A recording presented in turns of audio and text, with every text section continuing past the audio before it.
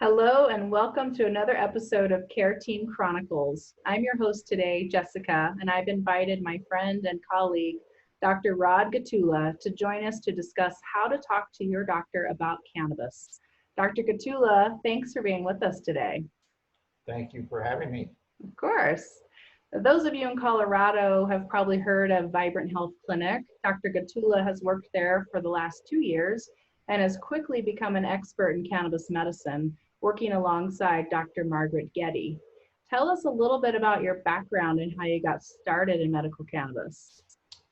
Well, I was trained in family medicine and practiced family medicine for all of my career with a couple sort of side deviations. My last one prior to going into cannabis was hospice for about 11 years, where I was a hospice medical director. About 2.5 years ago, I decided that I wanted to try something different, and I was introduced to cannabis medicine and started at a clinic here uh, in the Colorado Springs. And when I started the clinic, I knew very little about medical cannabis. I'd done some reading and some research and stuff. And when I began working with the clinic, I was told that my job was to go ahead and evaluate whether a person was eligible for a cannabis card, and then to have them talk to the people behind the counter. We call them bud tenders at the medical dispensaries. After about 3 months of working there, I found out that there's almost no training of bud tenders behind the counter. Number one. Number two, they are not supposed to offer medical advice. And I found I was in a situation where the demand to see patients without having time to adequately educate them was very frustrating. And at that point, I decided I needed to make a change. So I joined Vibrant Health Clinic, where we in fact have regular appointments and have adequate time to be able to go ahead and educate patients about how to use this, because that's one of the biggest problems with cannabis for even the patients that I've seen who have been using it for 5 years. Vast majority of them are not using it in the best manner because they've never had the education. So that's really important to me. And I'm able to do that here at Vibrant Health Clinic. Awesome. Yeah, and you were actually referred to Vibrant Health through the realm of caring. You I think came to a conference a couple years ago and met some realm of caring folks and expressed your concerns to work at a clinic that actually gave dosing advice. So glad you found your Yes, way. that was fortuitous that I Yeah, was able to go ahead and get a referral, and it's been a great fit. yeah, I agree. Awesome. So Dr. Gatula, we get these questions all of the time. Folks are afraid to talk to their doctors about cannabis. This is still an issue, and we want to talk to you about this today, of course. It's less frequent than it was 10 years ago when this movement started, but let's start with this one. Should I tell my doctor I use cannabis or hemp products?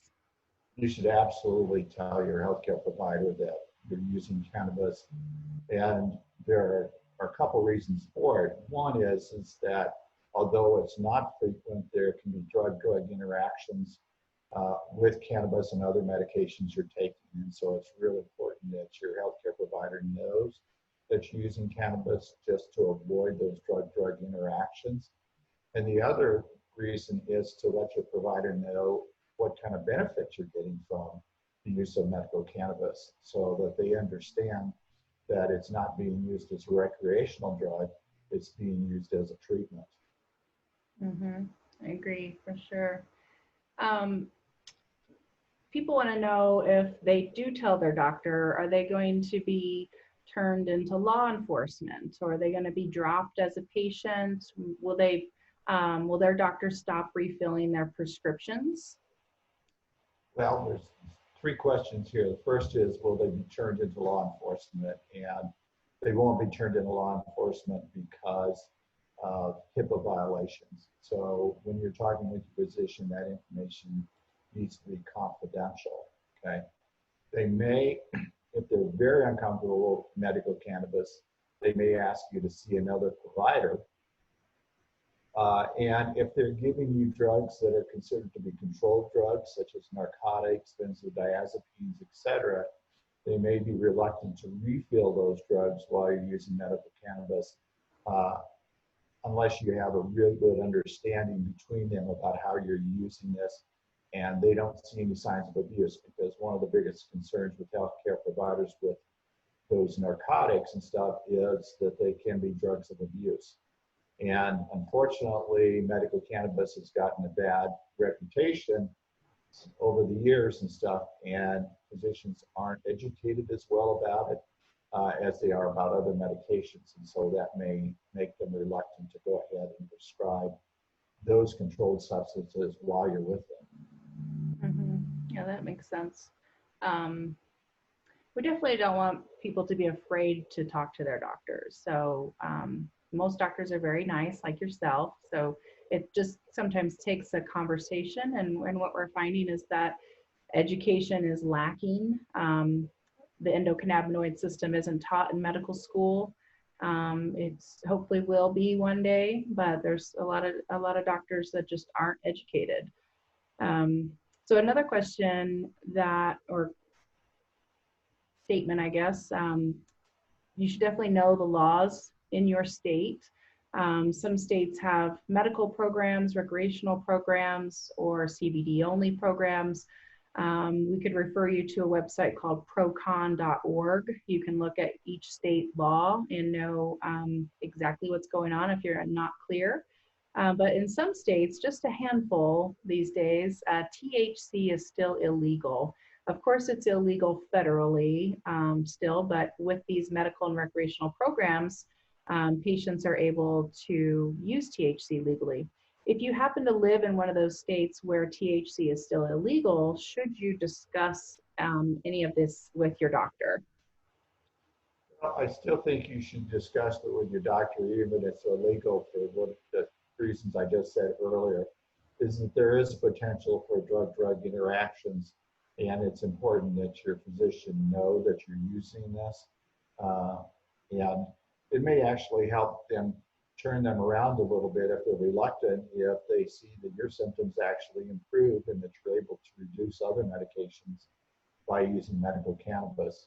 And I agree with your statement that unfortunately it's taught very little in medical school or healthcare schools at this time, but it's swinging the other way, and I expect that probably within 5 years it's going to be mainline medical school and healthcare provider school curriculum. Mm-hmm. Yeah. So tips on having these conversations too. So if you have a medical cannabis card in your state, that makes it really easy to start the conversation just by letting your doctor know that you're trying it as an option, how it's working for you, and ask them if they have any suggestions for you. Here in Colorado, we have a large cannabis patient demographic, so it's most likely that a doctor here already has several patients who use cannabis. And something else that we talked about earlier, before we did this interview, previously we were talking about how important it is for doctors to know that their patients are using it so that they can start collecting this anecdotal evidence. I wanted you to speak to that a little bit, Dr. Gottula. So one of the things that doctors work on a scientific basis. So all medicine is sort of based on science. But the other thing that influences a healthcare provider is when their patients actually improve using a particular type of treatment. And so as physicians or healthcare providers have more and more patients that are using medical cannabis and reporting to their healthcare provider that their symptoms are better, that they're much more comfortable, that their quality of life has improved, that's going to have a real significant influence on healthcare providers, because that's why we do this. That's why we're in the business, is to help people feel better. And if you can improve the quality of life and they know that it's not going to be detrimental, or they see that it's not detrimental to those patients who are using it, they're going to be more likely to come on board.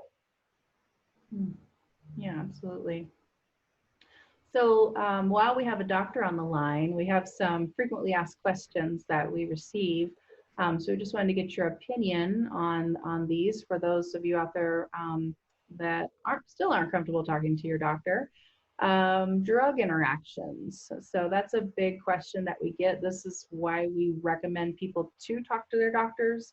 Dr. Gottula, what are the main interactions that you see with your patients? Well, the main concern with drug-drug interactions has to do with the fact that cannabis is metabolized in the body by something called the cytochrome P450 system.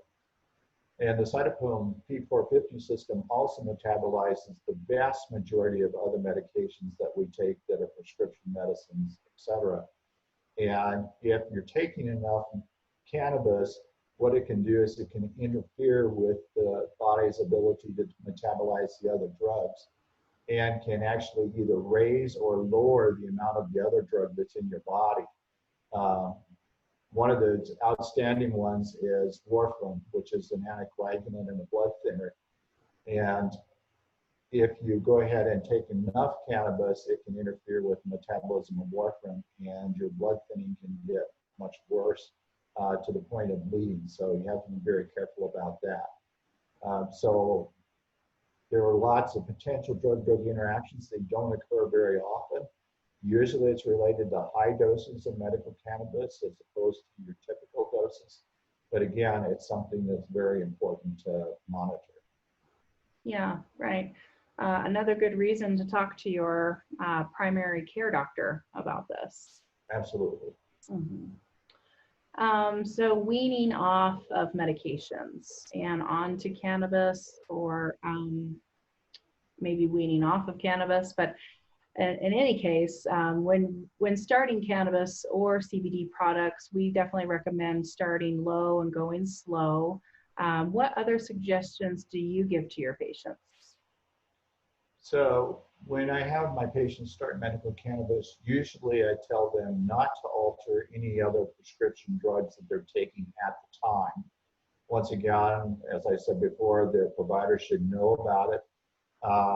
If they're using medical cannabis, say for a painful condition, and they're also using pain pills such as Percodan, Percocet, oxycodone, and they're using them on sort of an as-needed basis. Obviously, as their pain improves, as they increase the medical cannabis or they're on the medical cannabis for a time, they can cut down on those medications. But other medications, such as blood pressure medicines, diabetes medicines, etc., they need to coordinate any changes in those medications with their physician or their healthcare provider.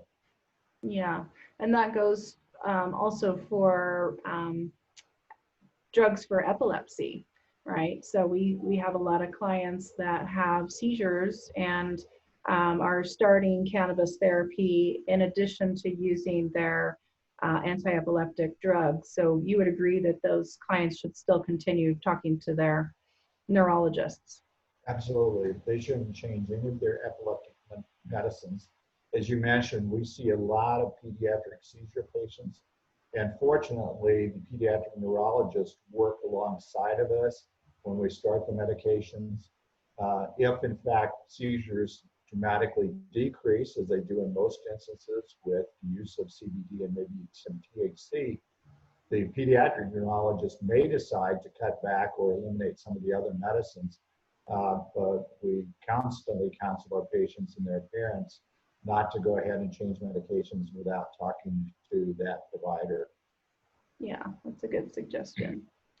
Something else that comes up, so pain management doctors tend to drug test their patients because they're writing opioid prescriptions. What do you know about this? So what suggestions do you have? I see quite a few patients that are going to pain management providers. Most of them tell me that they've talked with that provider and that the provider is okay. There are some who state that their provider is absolutely opposed to medical cannabis. And in those instances, I usually suggest that they can't talk to that provider and convince them that they go ahead and find a provider that's friendly, cannabis friendly, to go ahead and see if they can get on some cannabis. For those pain management providers that I've seen where the patients have been upfront with them, they recognize that they're going to have THC on their blood and their drug tests, and that's not a problem. Mm-hmm. Especially if they have their medical cannabis card. Would you agree that most of the pain management doctors allow for THC, not for other drugs in their system, but they usually tend to allow for it if they have their card? I'd say that the number of physicians who are allowing, pain management physicians who are allowed is increasing. There are still some out there who are not very knowledgeable about it, who oppose it, but the number of providers has really increased, and they're fine with seeing THC, and certainly having the card helps let them know that they've gone through the proper channels to go ahead and get their medical cannabis. Sure, yeah.